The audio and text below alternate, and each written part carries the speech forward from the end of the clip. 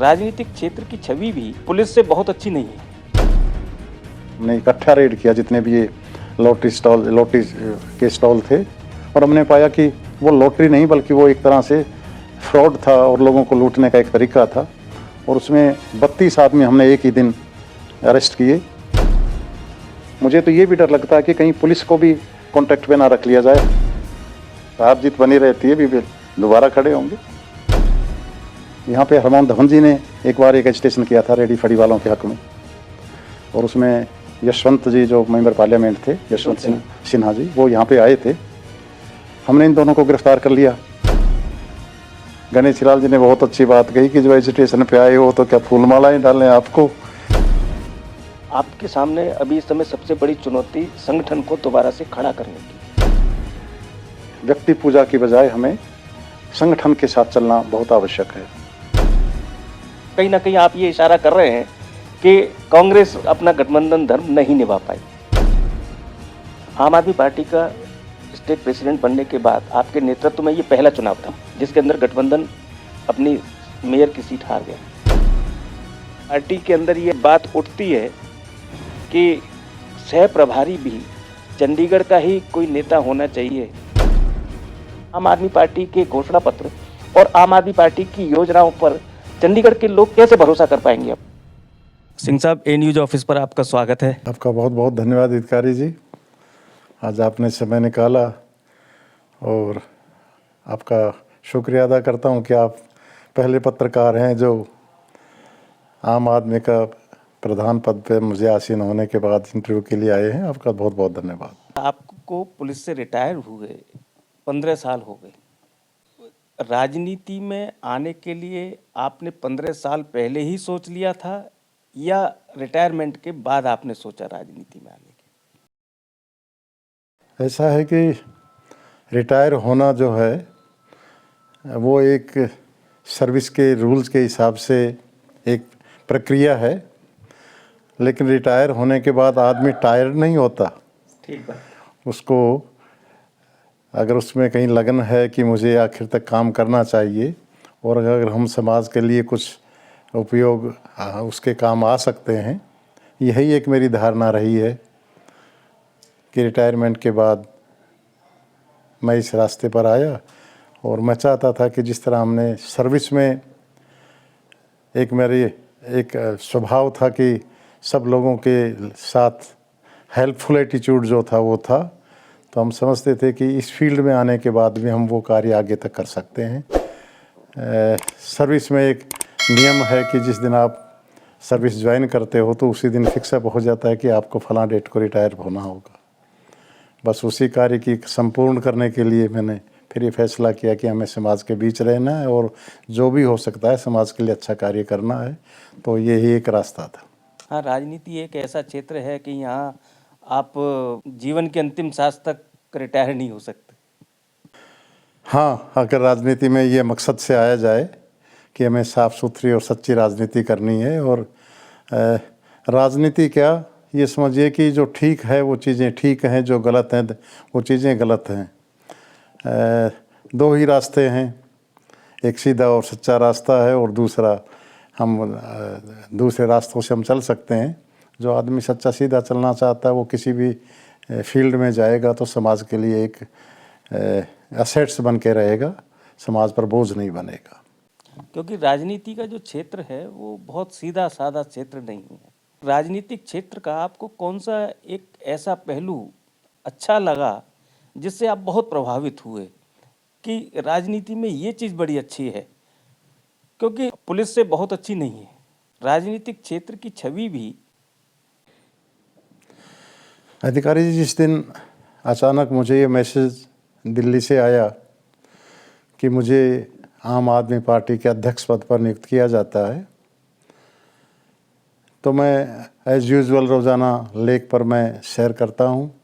बहुत से साथी वहाँ रोज़ाना मुझे मिलते हैं, और जिसमें कलीग्स के साथ साथ सीनियर IAS ऑफिसर्स और वो भी सभी, उनसे मेरा मेल मिलाप रहता है। तो बहुत से लोगों ने यही सवाल मुझे किया था कि आप ये किधर फंस गए हैं, आपने ये क्या पंगा ले लिया है। लेकिन जब मैं अपने साथियों के साथ, अपने कार्यकर्ताओं के साथ, जिनके साथ मैं पिछले 12-13 साल से जुड़ा हुआ हूँ, जब मैं उनके बीच में आया तो मुझे ये बल मिला कि नहीं, हम सक्षम हैं। और अब भी जिस मकसद से हमारे सुप्रीमो केजरीवाल जी ने ये पार्टी खड़ी की थी, जो आंदोलन, अन्ना आंदोलन से निकल के खड़ी हुई थी, और जिसमें एक ही मकसद था कि हमने व्यवस्था का परिवर्तन करना है। उन्होंने ये भी कहा था कि राजनीति को लोग कीचड़ कहते हैं, लेकिन अगर कुछ आपने सेवा करनी है तो कीचड़ के बीच जाके ही कीचड़ साफ हो सकता है। तो मैं भी इसी प्रयास में हूँ कि जो कुछ मैं अपने साथियों के साथ मिलकर कुछ ठीक समाज के लिए कर सकूँ, तो उसमें प्रयास करूँगा। केजरीवाल जी से आप बहुत प्रभावित हुए? हाँ, इसमें कोई दो राय नहीं कि 2012 में ये एक आंदोलन सा आया था और लोगों में एक आस्था जगी थी कि ये एक नया रूप है राजनीति का, जो ईमानदारी के साथ लोगों के बीच में रहेंगे और व्यवस्था परिवर्तन होगा, करप्शन ख़त्म की जाएगी, लोगों को डोर स्टेप पे जस्टिस मिलेगा। तो उस विचार से प्रभावित होकर मैंने इस पार्टी को ज्वाइन किया था और मैं पहले इस पार्टी के ऑफिस को संभालता रहा, बतौर सेक्रेटरी रहा, और उसके बाद पार्टी ने ये देखा कि इन्होंने एक लगन के साथ सेवा की है, लोगों के बीच में रहे हैं, तो उन्होंने मुझे फिर अध्यक्ष पद के लिए नियुक्त किया है। आम आदमी पार्टी की छवि एक ईमानदार लोगों की, ईमानदार नेताओं की पार्टी की छवि रही है, और आम आदमी पार्टी के नेता भी दावा यही करते हैं कि हम ईमानदारी को प्राथमिकता देते हुए राजनीति को बदलने आए हैं। लेकिन चूंकि अब पुलिस में रहे और ईमानदार वाली पुलिस की तो छवि होती नहीं, उस पुलिसिंग से निकल के ईमानदार छवि वाली पार्टी में आना, ये लोगों को बहुत चौंकाने वाला घटनाक्रम लगता है। अधिकारी जी, ऐसा है कि मैं समझता हूँ कि 3 जो शब्द पी से शुरू होते हैं, जिसमें पॉलिटिक्स, पुलिस और माफ़ करना, कहीं आके प्रेस भी उसके बीच में आ जाती है, तो इन पे कुछ इल्ज़ाम लगते रहते हैं, लेकिन इसमें भी बहुत से ऐसे लोग हैं जिन्होंने बहुत ईमानदारी से काम किया है और उनका मकसद यही रहा है कि अपनी लाइफ में कि जितना वो समाज के साथ सद्भाव के साथ, भाईचारे के साथ, अपने आप को बहुत अक्खड़ पुलिस अफसर होने के बजाय उनके बीच में रह के, समाज में बीच में रह के काम करना चाहते हैं, तो उन्होंने काम किया है। और मैं भी समझता हूँ कि मैं भी उस मकसद में कामयाब रहा, क्योंकि जहाँ पुलिस ऑफिसर का एक रोल है, उसके साथ मैं एक स्पोर्ट्स पर्सन भी रहा हूँ। मेरा म्यूजिक से भी ताल्लुक़ रहा है, मेरा कलाकारों से भी तालमेल है, और यही वजह है कि ये जो मैं कहूँ कि सर्वांगीण जो विकास हुआ, उसी की ये देन है कि मैं आज पब्लिक के बीच में बड़े खुले मन से जा सकता हूँ। और हमारी एक ये धारणा रही है कि जब हम यहाँ पुलिस ऑफिसर इकट्ठे थे, तो हमने उनको भी ये बात कही थी कि यहाँ पहले वो लोग डेपुटेशन पर आते थे, 2-3 साल उन्होंने अपना काम करना है, वापस चले जाना है। लेकिन क्योंकि हम चंडीगढ़ पुलिस के काडर से थे, हमने उनको बताया था कि रिटायरमेंट के बाद हम इस शहर के परमानेंट बासिंदा हैं, लोगों के बीच में सुख दुख में, हानि लाभ में, विवाह शादी में हमें उनके यहाँ जाना है, हम इस समाज का एक हिस्सा हैं। हमें कुछ ऐसे काम नहीं करने चाहिए कि जब बाद में हम लोगों के बीच में जाएं तो हमारी नज़रें नीची हों। और आज आपको मैं कह सकता हूं कि मुझे अपने साथियों से, अपने सबॉर्डिनेट से, अपने कलीग से और जनता से भी बहुत प्यार मिला, और रिटायरमेंट के बाद भी मुझे उतना ही प्यार मिल रहा जितना मैं उस समय सर्विस में था। चंडीगढ़ पुलिस में आप बहुत लंबे समय तक रहे, डीएसपी की पोस्ट से आप रिटायर हुए। वो कौन सी उपलब्धियां ऐसी हैं जो आपको आज भी बहुत अच्छी यादें देती हैं अपने पुलिस के कैरियर की? देखिए, वैसे तो मेरा तकरीबन 35 इयर्स की मेरे सर्विस रही है पुलिस में, जिसमें 1990 से लेकर 2007 तक, यानी तकरीबन 17-18 इयर्स में डीएसपी रहा, और बिल्कुल पब्लिक के एक्टिवली जो जॉब है उसमें मैं रहा हूँ। उसके दौरान भी बहुत अच्छे कई केसेस या कई घटनाएं हुई, लेकिन जो मैं महसूस करता हूँ कि मैंने आम पब्लिक के, आम जनता के लिए जो कार्य किए, उसमें कुछ केसेस हैं जो मुझे अब भी राहत देते हैं कि ये वो काम बहुत अच्छा हुआ। जैसे उसमें सबसे पहला मैं आपको बताऊं कि लॉटरी सिस्टम जो चंडीगढ़ में एक दफ़ा उसने अपना डेरा जमा लिया था और अचानक ही हर शोरूम के बाहर लॉटरी के ही स्टॉल लग गए थे और उसमें जो सबसे ज़्यादा बड़े विक्टिम थे वो थे लेबर क्लास, जो शाम तक लेबर मेहनत करती थी और जो पैसा शाम को उनको दिहाड़ी का मिलता था। मेहनतकश लोगों के बीच ही उनको ही ज़्यादा नुकसान होता था। वो शाम को लॉटरी में पैसा लगा देते थे, अल्योरमेंट समझिए या उनको बहकाना समझिए, और अपना सारा पैसा खो के चले जाते थे। मैंने उस पर काम किया, स्टडी किया, और हमने देखा कि ये सभी लोग एक्ट की वायलेशंस करके और लोगों को, ये गरीब मेहनतकश लोगों को लूट रहे हैं। मैंने अपने सारे जो साथी थे, कलीग्स थे, SHOs थे, उनको बुला के, और एक दिन हमने ईस्ट डिवीज़न में, मैं DSP था, तो हमने इकट्ठा रेड किया जितने भी ये लॉटरी के स्टॉल थे, और हमने पाया कि वो लॉटरी नहीं बल्कि वो एक तरह से फ्रॉड था और लोगों को लूटने का एक तरीका था।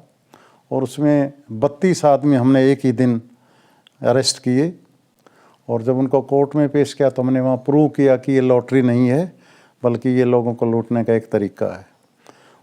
उसके बाद प्रेस भी हमारे साथ आई, हमने उनको समझाया कि इनमें ये इस तरह से फ्रॉड कर रहे हैं। और एक बहुत खुशी की बात ये हुई कि उसके बाद चंडीगढ़ एडमिनिस्ट्रेशन ने भी ये माना कि ये एक बहुत बड़ी आपदा है, और उसको दूर करने के लिए उन्होंने चंडीगढ़ से लॉटरी सिस्टम ख़त्म हो गया। ये बहुत बड़ा रिलीफ था सारी जनता के लिए। जी, बिल्कुल। इसी तरह एक मल्टी लेवल मार्केटिंग का दौर आया था, तो जगह जगह मल्टी लेवल मार्केटिंग के नाम से दुकानें खुल गई थी और लोगों को मेंबर बनाया जा रहा था, और वो मेंबर आगे से अपने रिश्तेदारों को या किसी वाकफ़ को मेंबर बनाते थे, तो उसमें से कुछ हिस्सा उनको मिल जाता था। हमने उसको भी स्टडी किया और उसमें देखा कि ये मल्टी लेवल मार्केटिंग नहीं है लेकिन मल्टी लेवल लूटिंग है। और स्टडी करने के बाद हमने उसमें देखा कि इसमें फ्रॉड और चीटिंग और सभी वो चीज़ें हैं, और लोगों को स्कीम्स के नीचे फंसा के, पिरामिड स्कीम के नीचे फंसा के लूटा जा रहा है। उसमें तकरीबन 5 केस हमने डील किए, और उससे हमारे जो बाकी कलीग्स थे उनको भी ये बात मैंने समझाई कि ये केसेस जो हैं मल्टी लेवल मार्केटिंग नहीं है, इसमें ये वायलेशंस लॉ की हैं। और हमने सक्सेसफुली उस जो बहुत बड़ी एक लोगों के बीच में एक आपदा चल रही थी या एक प्रॉब्लम चल रही थी, उसको हमने दूर किया। और उसके बाद यहाँ से भी सभी वो दुकानें मल्टी लेवल मार्केटिंग की सब यहाँ से भाग गए, और मैं समझता हूँ कि पब्लिक के लिए बहुत बड़ा रिलीफ रहा है। चंडीगढ़ चूँकि पंजाब और हरियाणा की भी राजधानी है, और चंडीगढ़ की अपनी पॉलिटिक्स एक अलग से यहाँ होती है, तो चंडीगढ़ धरना प्रदर्शन और आंदोलनों का भी केंद्र बना रहता है। तब चंडीगढ़ पुलिस को यहाँ बहुत मशक्क़त करनी पड़ती रहती है। आपके समय भी ये सब चीज़ें होती रही होंगी। जब ये धरना प्रदर्शन होते हैं तब नेताओं से पुलिस का टकराव भी होता है, और उस टकराव में नेता और पुलिस अफसरों के बीच उलझन भी होती है, झड़प भी होती है। आपके साथ कभी किसी नेता का ऐसा उलझाव हुआ कि आज तक आपको याद आता हो? अधिकारी जी, ये मेरे सर्विस का एक हिस्सा ही था। मैं आपसे शेयर करता हूँ कि यहाँ पे हरमोहन धवन जी ने एक बार एक एजिटेशन किया था रेडी फड़ी वालों के हक़ में, और उसमें यशवंत जी जो मेंबर पार्लियामेंट थे, यशवंत सिंह सिन्हा जी, वो यहाँ पे आए थे। हमने इन दोनों को गिरफ़्तार कर लिया। गिरफ़्तार से पहले कुछ लाठी चार्ज या डंडा चार्ज भी थोड़ा बहुत करना पड़ा था, लेकिन हमने उनके साथ जो व्यवहार किया, उनको जो ड्यू रिस्पेक्ट उनको जो बनती थी, क्योंकि उस समय पहले वो मंत्री रहे थे और उसके बाद लोकसभा के मेंबर भी थे, हमने उन नियमों को ध्यान में रखते हुए और उनसे सारा व्यवहार जो किया वो उनके अनुकूल था। डेफिनेटली उनको पहले शिकायत थी, लेकिन बाद में तो मैंने उनके साथ, धवन जी के साथ काम किया, उनके लिए इलेक्शन में भी काम किया, और वो बहुत प्यार करते थे हमसे। वो इसके सिवा भी बीजेपी के भी हमारे कई साथी हैं, खासकर हरियाणा से गणेशी लाल जी थे जो बाद में गवर्नर बने, शर्मा जी थे महेंद्रगढ़ से, और बाकी साथी थे। जब एजिटेशन पे आते थे तो डेफिनेटली हमारी ड्यूटी थी उनको रोकना। तो वहाँ उस समय थोड़ी बहुत पुलिस की तरफ से जाती कहें या अपनी ड्यूटी के में उसमें कामयाब होने के लिए उनको रोकना होता था। एक बार इसी तरह से हुआ तो उसमें थोड़ा लाठीचार्ज हुआ। तो उनको जब हम पुलिस स्टेशन में ले गए तो उन्होंने कहा जी देखो ये डीएसपी साहब महेंद्रगढ़ से हैं, इन्होंने वो ये हरियाणा के होते हुए भी हम पे लाठीचार्ज करा दिया। गणेश लाल जी ने बहुत अच्छी बात कही कि जब एजिटेशन पे आए हो तो क्या फूलमालाएँ डालें आपको। तो वो सवाल यही है कि हम वो अपनी ड्यूटी समझ के हम करते थे, किसी से दुश्मनी वाली बात नहीं करते थे। इसी तरह एक बार प्रकाश सिंह बादल जी ने कोई एजिटेशन किया था, हमसे वायदा तो ये हुआ कि हम ये रूट लेके जाएंगे अपना राजभवन घेरने, लेकिन उनके बीच और कार्यकर्ता थे, उन्होंने रूट ही रास्ते में बदल दिया। हमें मुझे रास्ते में जाकर उनको रोकना पड़ा। उसमें पानी की बौछार हुई, थोड़ा वो कभी एक दफ़ा थोड़ा डिग गए भी, थोड़ा पगड़ी को भी उनको इधर उधर हुआ, बड़े बादल साहब। लेकिन उन्होंने बड़े खुशी खुशी कहा कि नहीं ये इनकी ड्यूटी थी, हमारी ड्यूटी जाना था, एजिटेशन था, और ये पुलिस की ड्यूटी कर रहे थे। तो कई सुखद घटनाएं भी हैं। और बस उसमें यही है कि जहाँ हमारी पर्सनल या विंडिक्टिवनेस ना हो के, एनिमिटी ना हो के, एक ड्यूटी एक अपने कर्तव्य का पालन करना जहाँ होता है तो वहाँ कोई बहुत ज़्यादा उनमें खिंचाव या दुश्मनी वाला रोल नहीं होता। वो भी समझते हैं और हम भी समझते हैं। चंडीगढ़ में या पंजाब से या हरियाणा से कोई नेता जो जिसकी कार्यशैली, जिसका काम आपको प्रभावित करता रहा हो कि ये नेता अच्छा है अपने प्रदेश का? देखिए इसमें कोई दो राय नहीं है। यहाँ लोकल लीडर्स हैं, काफ़ी हैं जिनसे हमारे सभी से अच्छे ताल्लुकात रहे, अब भी अच्छे ताल्लुकात हैं। लेकिन शहर का काम देखें, पब्लिक के लिए जो उनके वेलफेयर के काम किए, या व्यवहार देखें, या आम आदमी से रोज़ मिलने के बारे सोचें कि कौन किस ढंग से उनसे मिलता है, कौन उनको स्वागत करता है, उनके घर पे जाएं, किन का दरवाज़ा 24 घंटे खुला रहता है। तो इसमें कोई दो राय नहीं है कि हरमोहन धवन जी का कोई मुकाबला नहीं। धवन साहब चंडीगढ़ के हरमन प्यारे नेता थे।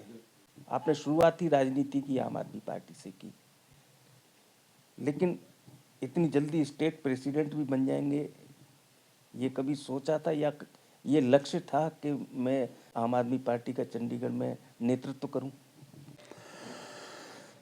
देखिए आम आदमी पार्टी की बस यही एक विशेषता है कि वो बहुत रेडीमेड नेताओं को लाने में विश्वास नहीं रखते।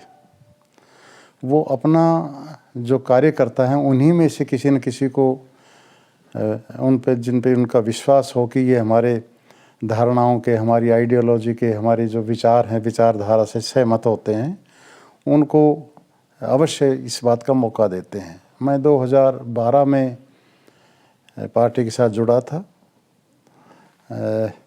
और इनके जितने भी कार्यक्रम हैं उनको रूपरेखा बनाता रहा, उनके साथ कार्य करता रहा। क्योंकि मैं शहर का एक बासिंदा समझिए या मेरा अनुभव शहर के साथ बहुत था और मैं समझता हूँ कि जनता से राब्ता भी मेरा बहुत था, जनता के बीच मेरा लाइजन भी अच्छा था। तो उससे पार्टी को कुछ फ़ायदा हुआ और पार्टी का संगठन जो शुरू में बना था उसको हमने इकट्ठा लोगों को किया। आपको मालूम है कि गुलपनाग के समय जो पहला इलेक्शन लड़ा जी, गुलपनाग तो हाँ 2014 में इलेक्शन जी, तो मैं उसमें संगठन में था, उनके ऑफिस वगैरह की सारी रूपरेखा, उनका प्रोग्राम सारे मैं मैनेज करता था और उस समय पब्लिक का बहुत सहयोग उसमें मिला। तो धीरे धीरे आम आदमी पार्टी के जो नेता थे दिल्ली में, उनके पास कुछ आंखें ऐसी होती हैं, कुछ कैमरे ऐसे होते हैं कि वो तलाश करते रहते हैं। हमारे बाकी साथी भी बहुत अच्छे हैं। हमारे प्रेम गर्ग जी पहले इसके कन्वीनर रहे, उन्होंने भी बहुत अच्छा काम किया, बड़े सज्जन आदमी हैं। उनके साथ भी हमने काम किया, रल मिल के हमने साथ रह के काम किया। लेकिन धीरे धीरे एक ऐसी छवि बनी कि मैं शायद किसी ग्रुप से मैं नहीं हूँ, बीच में पार्टी में थोड़ा सा एक गलत मैसेज भी गया कि कुछ ग्रुप बन गए हैं, लेकिन शायद पार्टी को यही चीज़ समझ आई होगी कि ये इन्होंने पार्टी का निस्वार्थ सेवा की है। मेरी कोई डिमांड्स कभी नहीं रही, मुझे टिकट्स की भी डिमांड नहीं रही कभी। सभी लोगों के क्षेत्र में जाके मैंने काम भी किया, लोगों से भी मिला, और वो सब उसी का देन है कि पार्टी के हाईकमांड ने ये सोचा होगा कि इनको आगे लाया जाए। अगर मैं उनके विश्वास पे पूरा उतरता हूँ तो ये मेरा सौभाग्य होगा। अब आप जब चंडीगढ़ प्रदेश अध्यक्ष बन गए हैं अपनी पार्टी के, आपके सामने इस समय क्या चुनौतियां हैं? क्योंकि पिछले 2 साल से चंडीगढ़ में आम आदमी पार्टी का संगठन भंग पड़ा हुआ था। इस सवाल का जवाब आपने पहले ही दे दिया कि 2 साल से हमारा संगठन जो था वो निरस्त कर दिया गया था, और इससे हमारे जो कार्यकर्ता थे वो बड़े निरुत्साहित हो गए थे। और सबसे बड़ी चुनौती यही है कि उनको वापस पार्टी के कैडर से जोड़ना, उनसे तालमेल बढ़ाना, उनको फिर विश्वास में लाना कि जो हमारी पार्टी की विचारधारा है वो औरों से अलग है, और हम एक व्यवस्था परिवर्तन करने के उससे आए थे, तो हमें दोबारा उसमें खड़ा होना पड़ेगा। साथ साथ लोगों में ये भी है कि हमें फलां पद नहीं दिया गया। हर पार्टी में होता है, कुछ प्रॉब्लम्स आती हैं, समस्याएं आती हैं। अभी संगठन बना तो आपकी पार्टी में भी कई लोगों ने असंतोष जताया। जी, लेकिन यही है कि कुछ पद होते हैं जिसमें जो उतने ही लोगों को दिया जा सकता है, और पार्टी का ये अपना फैसला होता है, पार्टी की अपनी असेसमेंट्स होती हैं। और यहाँ के जो हमारे सह प्रभारी हैं डॉक्टर सन्नी आलवालिया जी और सरदार जर्नैल सिंह जो दिल्ली से प्रभारी हैं, उनका सहयोग मुझे मिला। अब मैं दोबारा एक कोशिश में हूँ कि हम बहुत जल्दी वार्ड लेवल की टीम दोबारा खड़ी कर रहे हैं। उसमें हमने प्रगति शुरू कर दी है, और हम वार्ड लेवल के साथ साथ हम बाकी साथियों को दोबारा खड़ा करके जोड़ के हम बूथ लेवल तक जाएंगे, और ये बहुत जल्दी हमें आशा है कि हमारा संगठन दोबारा उसी तरह से प्रस्थापित हो जाएगा। तो आपके सामने अभी इस समय सबसे बड़ी चुनौती संगठन को दोबारा से खड़ा करने की है। यस, ये पहला कार्य ये होगा। किसी भी पार्टी का हर विंग में, हर तबके में संगठन होना बहुत ज़रूरी है। आपकी पार्टी के कई लोग, और जो पार्टी से शुरू से जुड़े हुए थे, कई लोग आज अपने घर बैठे हुए हैं। उनमें से कुछ पुराने नेता भी हैं, उनमें कुछ कार्यकर्ता भी हैं। वो लोग भी कहीं ना कहीं असंतोष जताते रहे कि हमको नए संगठन में कहीं जगह नहीं मिली, या पार्टी हमारा इस्तेमाल नहीं चाहती है। एकदम से अभी 2012 में खड़ी हुई पार्टी, और चंडीगढ़ में तो 2014 में पहली बार चुनावी राजनीति में परफॉर्म किया। तो इतनी जल्दी पार्टी के अंदर ये स्थितियां बन जाना कि शुरू से जुड़े हुए लोग अपने घर बैठ जाएं, इसको आप किस तरीके से पार्टी के अंदर ठीक करने के? मैं ये महसूस करता हूँ कि कई दफ़ा ऐसा होता है कि आदमी व्यक्तिगत चीज़ों को ज़्यादा बढ़ावा दे देता है, कि व्यक्ति पूजा की बजाय हमें संगठन के साथ चलना बहुत आवश्यक है।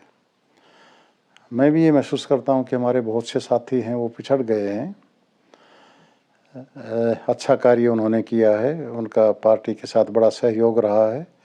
हमने एक ग्रीवेंसेस कमेटी का एक विंग भी बनाया है, और मेरी उनसे विंग से मेरी मीटिंग हो चुकी है। हमने उनको बताया है कि हमारे जो पुराने साथी हैं, आप इनसे बात कीजिए ताकि इनका जो भी इनके विचार हैं उनको सुनें और उनको हम दूर करें। लेकिन एक ही उनको संदेश हमें देना है कि व्यक्ति बड़ा नहीं है, संगठन बड़ा है।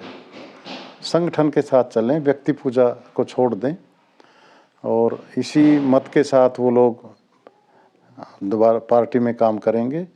अब भी वो केजरीवाल जी से या पार्टी से दूर नहीं है। हो सकता है किसी व्यक्ति से पर्सनल किसी से कुछ थोड़ा मनमुटाव होगा, लेकिन मतभेद हो सकता है, मनभेद नहीं होना चाहिए।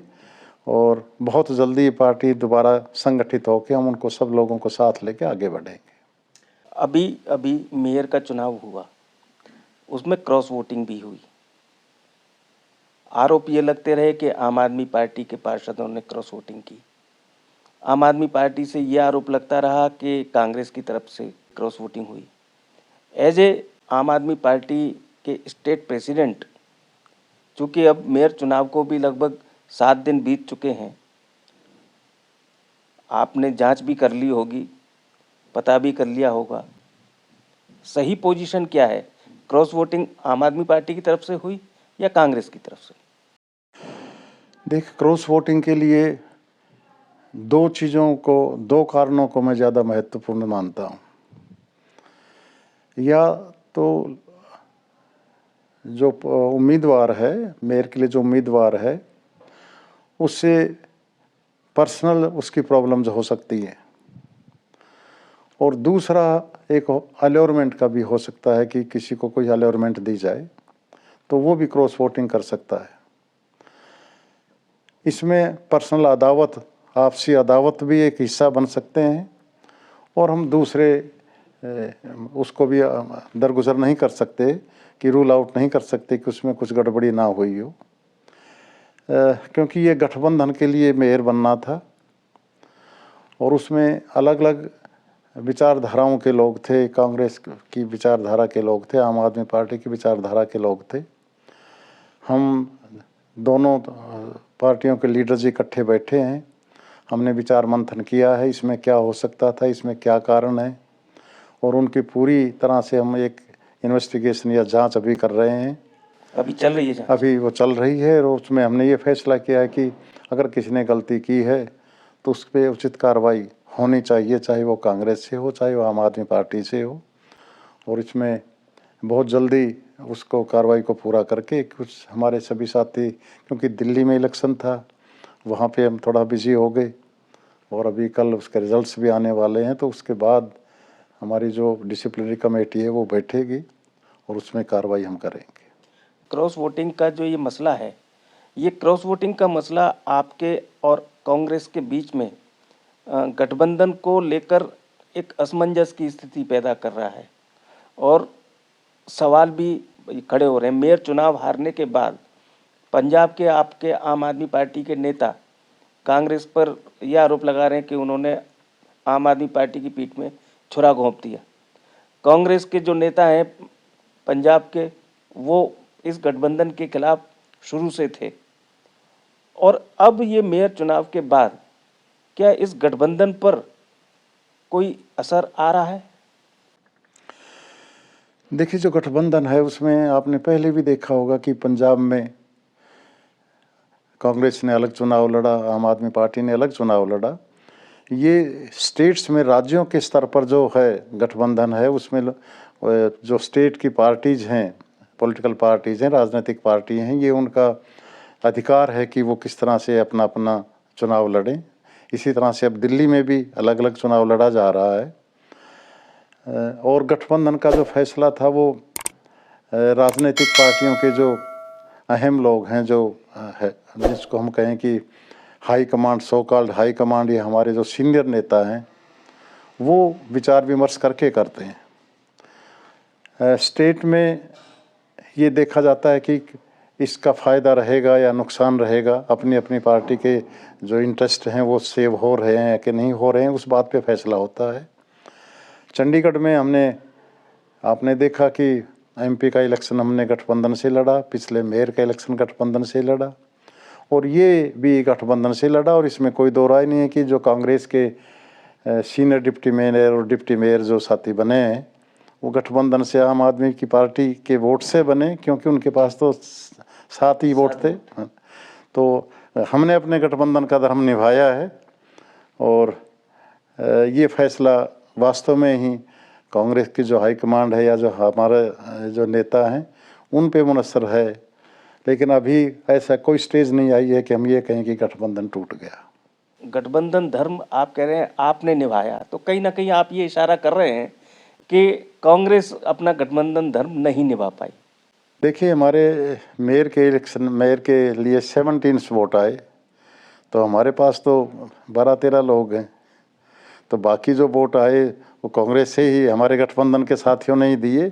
में भी कुछ कमियां रह गई, पूरे वोट नहीं आ पाए। हाँ, लेकिन ये सारे की बार से इसके पूरा जवाब हम आपको दे सकेंगे जब हमारी जो तहकीकात चल रही हैं आपस में बैठ के, कुछ मुद्दे हैं उनके बाद ही आपको ये बताया जा सकेगा कि ये नुकसान कैसे होगा।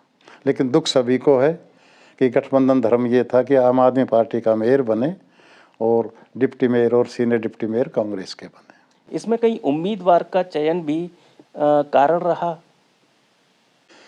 मैंने आपको बताया कि कई दफ़ा जो पर्सनल चीज़ें हैं, मानव का, आदमी का स्वभाव होता है कि उसमें पर्सनल चीज़ें जो हैं, पर्सनल अदावत जो हैं, वो भी कोई किसी को पसंद करता है, कोई पसंद नहीं करता। लेकिन पार्टी के कार्यकर्ताओं का और उन सब का धर्म ये है कि जब पार्टी के हाईकमांड ने कुछ देखकर फैसला किया है तो उसके बाद फिर उसमें कोई ना नुकर नहीं होनी चाहिए। कुछ लोगों का ये मत था कि शायद फलां दूसरे कोई साथी हमारे वो मेयर के कैंडिडेट होते, लेकिन ये success has many fathers and failure जब हो जाए तो उसमें कई चीज़ें निकल आती हैं। लेट अस, हार जीत बनी रहती है, भी दोबारा खड़े होंगे। आम आदमी पार्टी का स्टेट प्रेसिडेंट बनने के बाद आपके नेतृत्व में ये पहला चुनाव था जिसके अंदर गठबंधन अपनी मेयर की सीट हार गया। हालांकि अभी 1 साल के मेयर का चुनाव और पड़ा है, लेकिन वो चूंकि चुनावी वर्ष होगा, उसके बाद 2026 में नगर निगम का आम चुनाव होना है, तो 2026 के मेयर चुनाव से महत्वपूर्ण नगर निगम का आम चुनाव होगा। अब आपके नेतृत्व में क्या तैयारी है 2026 के नगर निगम चुनाव को लेकर? देखिए, ये मुद्दा हमारी मीटिंग्स में ये विचार काफ़ी आगे तक इस पे विचार हुआ है। इसमें कोई दो राय नहीं कि आम आदमी पार्टी को अगर आगे सफलता लेनी है तो उनको बहुत मेहनत करनी पड़ेगी। 2 साल संगठन नहीं रहा, लेकिन फिर भी हमारे पार्षद जो थे उन्होंने अपने अपने एरिया में काम किए हैं। उनको भी अब ये निर्देश दिए गए हैं कि अपने एरिया के जितने भी लोगों के बीच जाकर रहिए और उनके काम कीजिए, जितना भी हो सकता है उसमें काम कीजिए। उसमें उनके सामने कई प्रॉब्लम्स आ रही हैं, जिस तरह फंड्स नहीं हैं एमसी के पास, लेकिन जितना भी वो कर सकते हैं तो वो लोगों के बीच में जाएंगे। संगठन हमारा वार्ड वाइज खड़ा होगा। वार्ड के बाद हम यूथ विंग भी खड़ा कर रहे हैं, उसके साथ साथ दूसरे विंग्स भी, रूरल एरिया का जो विंग्स है वो भी बना रहे हैं। स्टूडेंट्स विंग भी हमारा साथ चलेगा।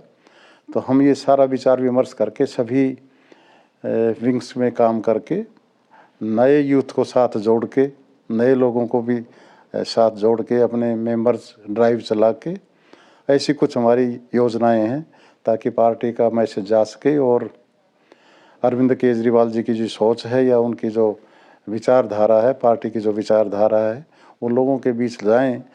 लोगों में ये मैसेज ज़रूर है कि ये पार्टी काम करना चाहती है।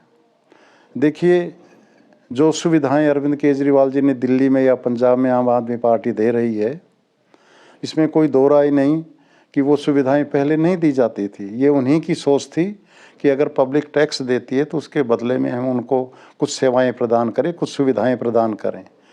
उसको बाकी पॉलिटिकल पार्टीज़ ने रेवड़ी या कुछ और शब्द दिए, लेकिन अब तो आपको ये मानना पड़ेगा कि जिसको वो रेवड़ी कहते थे, अब उसमें एक सुधार हो गया कि उस रेवड़ी का नाम अब उन्होंने सुविधाएं कर दिया और उससे भी आगे बढ़कर प्रपोजल्स दे दी हैं, गारंटियां दे दी हैं कि ये आपको और दिया जाएगा, जो पहले दिया जा रहा है उससे भी आगे दिया जाएगा।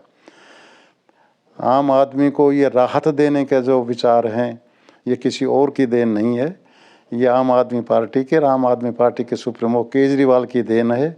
अब आप देखिए, सारी पार्टियां कह रही हैं कि आपको 500 रुपये में सिलेंडर दिया जाएगा, 2500 रुपये की माहवार जो है हर लेडीज़ को दी जाएगी। जो दिल्ली में सुविधाएं हैं, बस की सुविधाएं लेडीज़ के लिए, वो कहते हैं हम कंटिन्यू करेंगे। शिक्षा में हम सुधार करेंगे, हम हेल्थ वाइज सुधार करेंगे, ये जो सुविधाएं मोहल्ला क्लिनिक के ये भी चलाएंगे। तो जितने कार्यक्रम आम आदमी पार्टी ने शुरू किए थे अपने अपने राज्यों में, जो अन्य पार्टियों के किसी भी राज्य में नहीं हैं, अब वो सब उसका दम भरने लगे हैं कि हम ये सब सुविधाएं उन राज्यों में देने जा रहे हैं, बल्कि उससे भी बढ़कर देने जा रहे हैं। लोकतंत्र में यही चाहिए कि अगर लोग टैक्स दे रहे हैं तो उस टैक्स के बदले उनको सुविधाएं मिले, ना कि वो टैक्स लोग अपनी जेब में डाल के राजनीतिक लोग अपनी जेब का हिस्सा बना लें उसको। वो टैक्स लोगों की सुविधाओं के लिए है, और ये विचारधारा अरविंद केजरीवाल जी और आम आदमी पार्टी ने सभी को दी है। सभी पार्टियां इसका अब अनुसरण कर रही हैं। नहीं, ये बात ठीक है कि आम आदमी पार्टी के एजेंडे को दूसरी पार्टियों ने अपने यहाँ महत्व दिया है और उस एजेंडे को पकड़ा है, लेकिन चंडीगढ़ में स्थितियाँ और परिस्थितियाँ वो अलग हैं।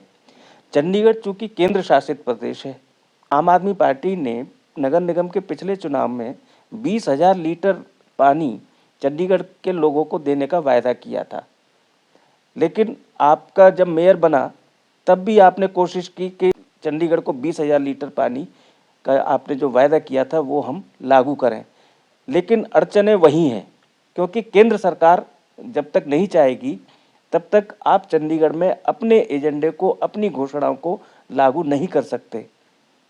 और चंडीगढ़ के लोग अब ये भी जान गए। तब ऐसी परिस्थितियों में आम आदमी पार्टी के घोषणा पत्र और आम आदमी पार्टी की योजनाओं पर चंडीगढ़ के लोग कैसे भरोसा कर पाएंगे अब आगे? देखिए, आपको एक ज्वलंत उदाहरण अभी मिल रहा है।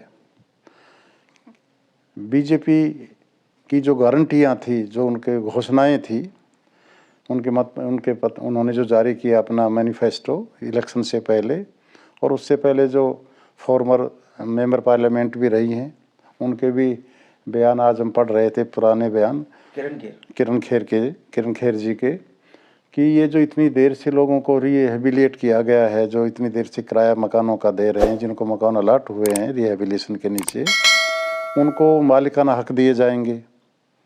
लेकिन आपके सामने संसद में जो क्लैरिफिकेशन दी गई है कि नहीं, ऐसा कोई प्रावधान नहीं है। सवाल यही है कि जितनी योजनाएं ये लागू हम करना चाहते हैं, उसकी फाइनल अप्रूवल जो है किसी और के हाथ में, सेंट्रल गवर्नमेंट के जो नुमाइंदे समझिए या हम कहें कि एडमिनिस्ट्रेटर समझिए, उनके पास है चंडीगढ़ में। यही हाल दिल्ली में उपराज्यपाल के पास है। यही हाल बाकी स्टेट्स में भी, जहां सत्तारूढ़ पार्टी है, अगर उसकी सरकारें नहीं हैं तो वहाँ के जो गवर्नर्स हैं उनको भी कुछ ऐसी हिदायतें होंगी कि ये जो लोग अच्छा काम करना चाहें, उस काम में जितनी बाधाएं आप डाल सकते हो आप डालिए। अभी पीछे मेयर का इलेक्शंस था, तो उसमें ये सवाल था कि रेज ऑफ हैंड के साथ आप अपना इलेक्शन करवाइए।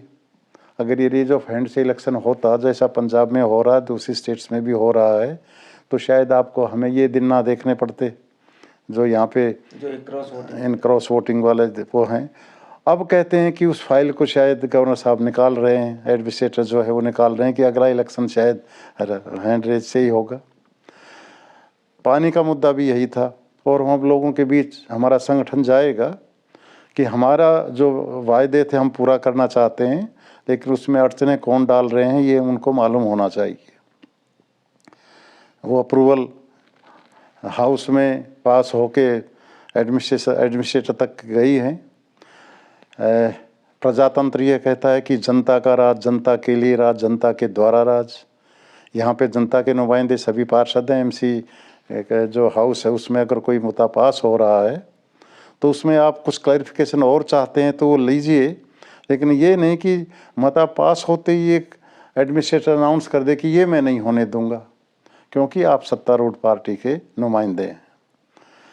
लोग समझदार हैं चंडीगढ़ के, उनके बीच हम जाएंगे, उनको बताएंगे कि हम ये सब चाहते हैं, और आने वाले समय में हमारा प्रयत्न फिर रहेगा। लोगों को विश्वास दिलाएंगे कि हम अपने वायदे से नहीं मुकरना चाहते, लेकिन ये हालात कौन पैदा कर रहा है इसको आप पहचानिए और उसके हिसाब से आप आगे चलिए। आम आदमी पार्टी को अपना उसके हिसाब से ताकत हाँ सहयोग दीजिए, और ताकि दोबारा हम इन चीज़ों को फिर वापस खड़ा कर सकें। चंडीगढ़ में आम आदमी पार्टी में सह प्रभारी को लेकर भी बड़ा असंतोष जैसी स्थिति रही है। पहले चंडीगढ़ में जो सह प्रभारी लगाए गए, प्रभारी तो आपके जर्नैल सिंह जी हैं जो दिल्ली के विधायक हैं। सह प्रभारी यहाँ लगाए गए थे प्रदीप छाबड़ा, और प्रदीप छाबड़ा जी के सह प्रभारी रहते ही 2021 के नगर निगम चुनाव में आम आदमी पार्टी ने पहली बार पार्टिसिपेट किया और सबको अपने प्रदर्शन से चौंका दिया। सबसे ज़्यादा 14 सीटें आम आदमी पार्टी यहाँ जीती। उसको देखते हुए पार्टी के अंदर ये बात उठती है कि सह प्रभारी भी चंडीगढ़ का ही कोई नेता होना चाहिए, न कि पंजाब से या कहीं और बाहर से किसी नेता को चंडीगढ़ का बॉस बना दिया जाए। अधिकारी जी, आपने ये बात बिल्कुल ठीक कही है। हमारे कुछ साथियों को का ये विचार था कि चूँकि इस समय आपके सह प्रभारी पंजाब से हैं डॉक्टर सनी सिंह अहलूवालिया। अहलूवालिया जी हैं। इसमें कोई दो राय नहीं कि छाबड़ा जी ने जब पार्टी ज्वाइन की और उनका सहयोग हमें मिला, तो पार्टी को उनके सहयोग से, उनके अनुभव से बहुत एक तरह से बूस्ट मिला। उनका असमय निधन होने की वजह से पार्टी का बहुत बड़ा नुकसान है जो कभी पूरा नहीं हो सकता। लेकिन ये हम कहें कि सन्नी अहलूवालिया जी के कार्य में कोई कमी है या उनके अनुभव में कमी है, तो ये कहना बिल्कुल गलत होगा।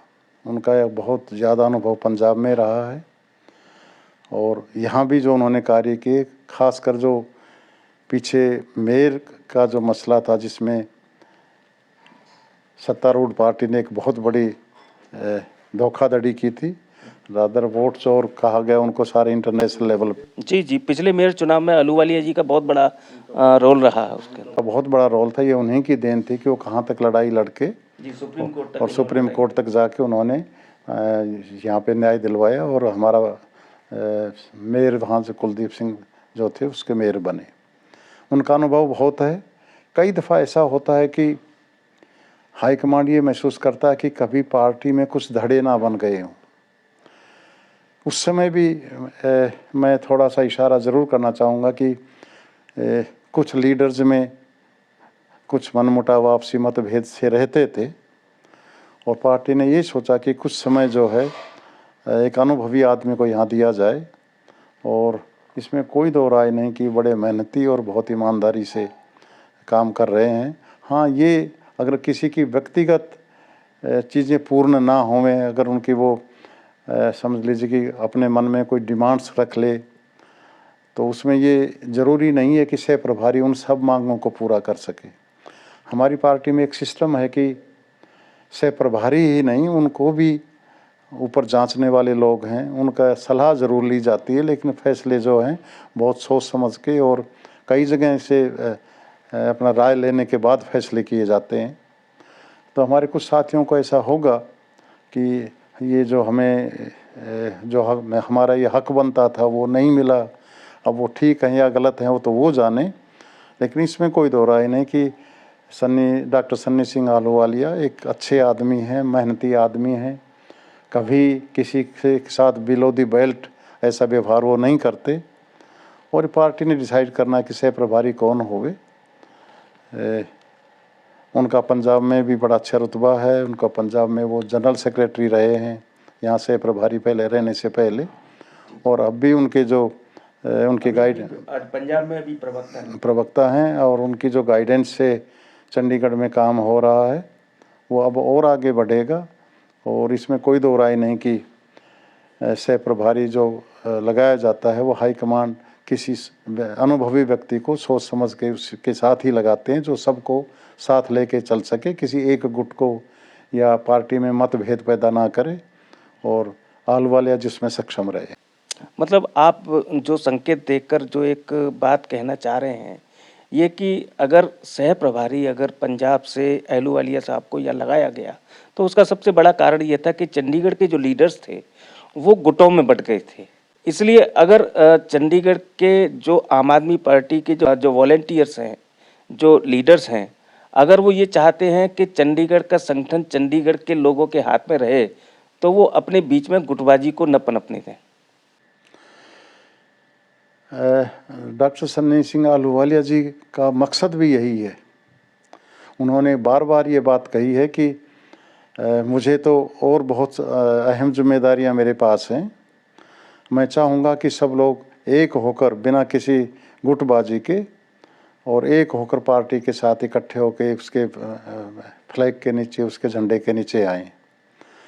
और जहाँ तक ये सवाल कहना का कि उसमें गुटबाजियाँ थी, गुटबाजी तो हम नहीं कह सकते, लेकिन कुछ मतभेद हो सकते हैं जो हर एक पार्टी में होते हैं। किसी भी पार्टी में जाइए और हर आदमी को प्रसन्न खुश नहीं कर सकता, सभी मांगें उनकी पूरी नहीं हो सकती।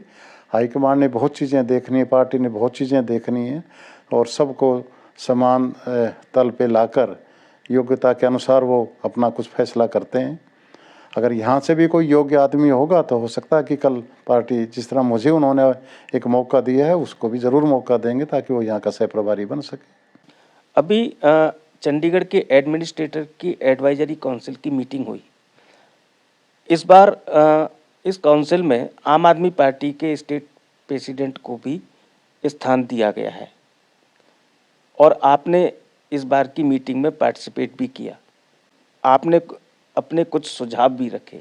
क्या मुद्दे हैं जिन पर आप ये चाहते हैं कि प्रशासक चंडीगढ़ के इन मुद्दों को हल कर सकते हैं अपने स्तर से? देखिए, सबसे पहले तो मैं धन्यवाद करता हूँ प्रशासक महोदय का कि उन्होंने मुझे ये मौका दिया कि मैं उस मीटिंग में जा सकूँ और अपने विचार रख सकूँ। मुद्दे चंडीगढ़ के बहुत हैं। जिस तरह लाल डोरे का मुद्दा है, लाल डोरे के जो बाहर मकान हैं उनको पानी का मुद्दा है, लैंड पूलिंग का मुद्दा है, प्रॉपर्टी आजकल जो हेरिटेज के नाम से जो प्रॉपर्टीज़ में प्रॉब्लम्स आ रही हैं, 30 सेक्टर तक आप प्रॉपर्टीज़ को डिस्पोज ऑफ नहीं कर सकते जब तक उनके नियमों का, जो नए नियम बनाए उनका पालन ना हो। लेकिन वहाँ पे जो मौका दिया जा रहा था वो जिनके नाम आते थे अल्फ़ाबेटिकली, उनको मौका दिया जा रहा था कि अपने अल्फ़ाबेटिकली जिसकी टर्न आएगी वो बोले। यस, और वी जो था विजयपाल सिंह का वी बहुत लेट था। तो ये मुद्दे खासकर रूरल एरिया के मुद्दे में उठाना चाह रहा था। लेकिन एक अच्छी बात है कि दूसरी पॉलिटिकल पार्टीज़ ने ये मुद्दे को उठाया और उस पर डिस्कस हुआ।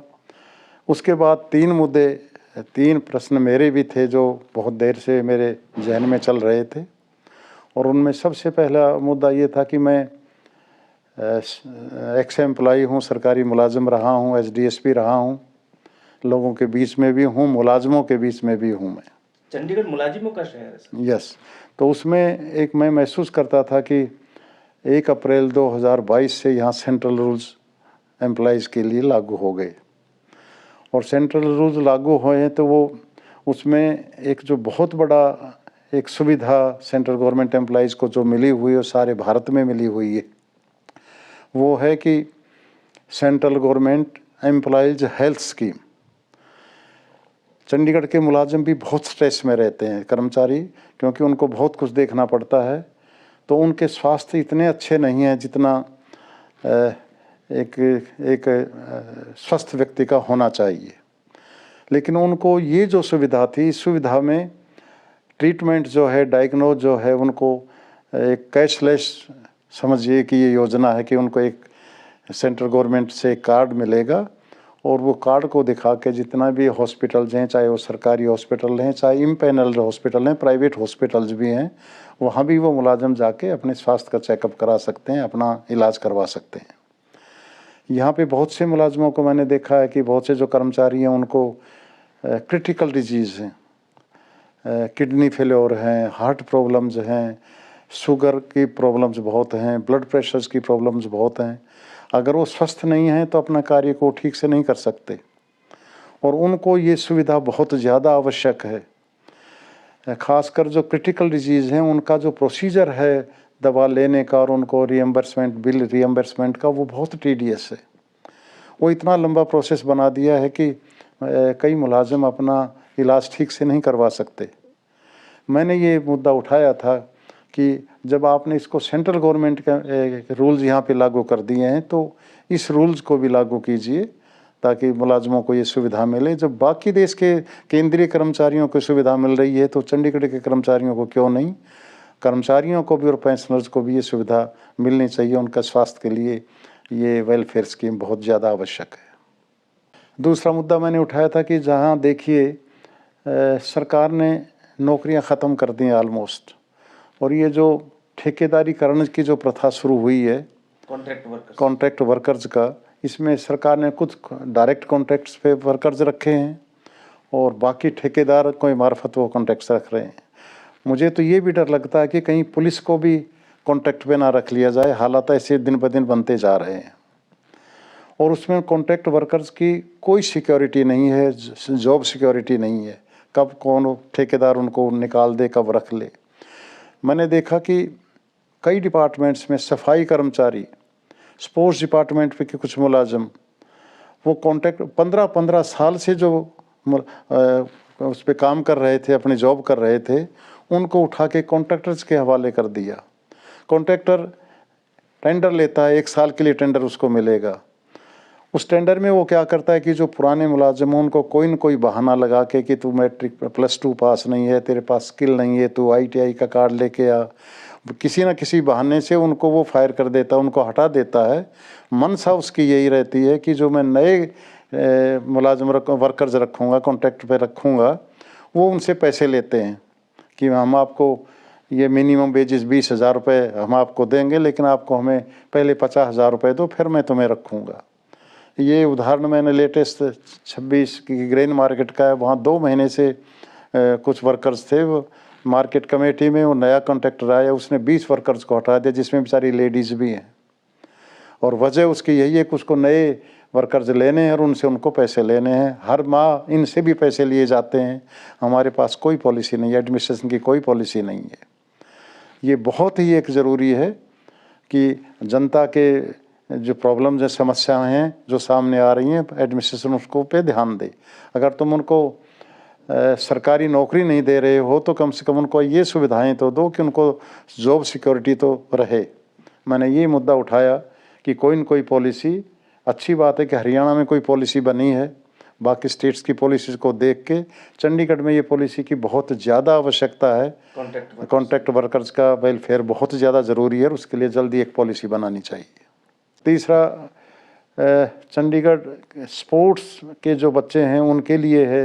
देखिए ये जो नौजवान यंगस्टर जो जनरेशन आ रही है, इसकी एनर्जी जो है हम अच्छे चैनल्स में डालें, और ठीक चैनल वो यही है कि वो बच्चे सब स्पोर्ट्स में आएँ, स्पोर्ट्स फील्ड में आके अपना एनर्जी को यूटिलाइज़ करें। स्वास्थ्य भी ठीक रहेगा और यहाँ पे वो टैलेंट है, कॉलेजेस हैं, यूनिवर्सिटीज़ हैं, डिपार्टमेंट्स हैं कि जो स्पोर्ट्स में अच्छे स्तर पर खिलाड़ी बन सकते हैं।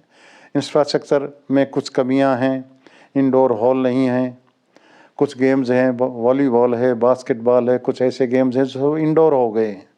मैं आपको उदाहरण देता हूँ, अभी नेशनल गेम्स हुए हैं उत्तराखंड में, हमारी बहुत सी टीमें गई थी। वॉलीबॉल की वुमेन टीम जो है बेस्ट 8 टीम्स ऑफ इंडिया है, चंडीगढ़ की जो टीम है, लेकिन उनको जो प्रैक्टिस का टाइम है वो खुले ग्राउंड में है, जिसमें रेत मिट्टी का समझिए जो ग्राउंड है, और वहाँ पे जितनी भी चैम्पियनशिप्स होती हैं वो इंडोर हॉल में, जहाँ वुडन फ्लोर है, उस पे वो सारे मैचेज होते हैं। उन बच्चों को वहाँ पे बड़ी प्रॉब्लम्स आती हैं, काफ़ी देर से डिमांड पेंडिंग है। कोई चैम्पियनशिप यहाँ पे नहीं हो सकती जब तक इंडोर हॉल की सुविधा नहीं मिलेगी, चैम्पियनशिप आपको अलॉट ही नहीं करेंगे। तो मैंने ये मुद्दा उठाया था कि इस पे एडमिनिस्ट्रेटर खुद भी इंटरेस्ट ले रहे थे। उन्होंने एक मीटिंग भी स्पोर्ट्स पर्सन्स एसोसिएशंस की बुलाई थी। हमारे दूसरे साथियों ने भी ये सवाल उठाया कि इसको स्पोर्ट्स हब बनाइए चंडीगढ़ को, क्योंकि यहाँ टैलेंट है, लेकिन ये फैसिलिटीज़ हमें दीजिए। तो उन्होंने कुछ वायदा भी किया है कि मैं बहुत जल्दी इसमें करूँगा, इसकी बहुत ज़्यादा आवश्यकता थी। और तीसरा मुद्दा था कि हमारे जो नेबरिंग स्टेट्स हैं उनमें वेलफेयर स्कीम्स बहुत हैं, खासकर बुज़ुर्गों के लिए और विडोज़ के लिए। बुज़ुर्ग भी यहाँ के एक एसेट्स हैं, और विडोज़ का वेलफेयर जो है ये सुप्रीम होना चाहिए हर स्टेट में। हरियाणा में ओल्ड एज पेंशन 3,000 रुपये पर मंथ है, शायद वो और भी बढ़ाई जाएगी। इसी तरह से विधवा पेंशन भी काफ़ी ज़्यादा है। लेकिन चंडीगढ़ में मेरा काफ़ी समय से इसका रिवीजन नहीं हुआ और ओल्ड एज पेंशन और ये विधवा पेंशन 1000 रुपये से नीचे ही है। तो मैंने ये सवाल उठाया था कि आप भी इसको रिवाइज कीजिए, महंगाई बहुत बढ़ गई है और बुज़ुर्गों का ध्यान रखना हमारा फ़र्ज़ बनता है, विडोज़ को कुछ सहायता चाहिए, तो आपको रिव्यू करके जो पैटर्न बाकी स्टेट्स में है उसके हिसाब से हमें उनकी पेंशन बढ़ानी चाहिए। ये 3 मुद्दे मैंने उसमें रखे थे। विजयपाल सिंह जी को अभी आम आदमी पार्टी के चंडीगढ़ प्रदेश अध्यक्ष पद को संभाले हुए भले ही 1 महीना हुआ है, लेकिन पिछले 12 साल आम आदमी पार्टी के अंदर पर्दे के पीछे रहकर बहुत काम कर रहे थे और अब फ्रंट फुट पर आकर चंडीगढ़ के उस वर्ग की चिंता, जिसकी चिंता राजनीति में बहुत कम देखी जाती है, वो चिंता अगर विजयपाल सिंह जी कर रहे हैं तो मैं समझता हूँ कि चंडीगढ़ की राजनीति के लिए ये एक बड़ा अहम बदलाव है। हम उम्मीद करते हैं, आशा करते हैं और विजयपाल सिंह जी को शुभकामनाएं देते हैं कि वो अपनी इस नई पारी में बहुत सफलताएं हासिल करें और चंडीगढ़ में आम आदमी पार्टी को एक नई दिशा दें। ए न्यूज़ ऑफिस के लिए आपने समय निकाला, उसके लिए आपका बहुत धन्यवाद। आपका भी बहुत बहुत धन्यवाद।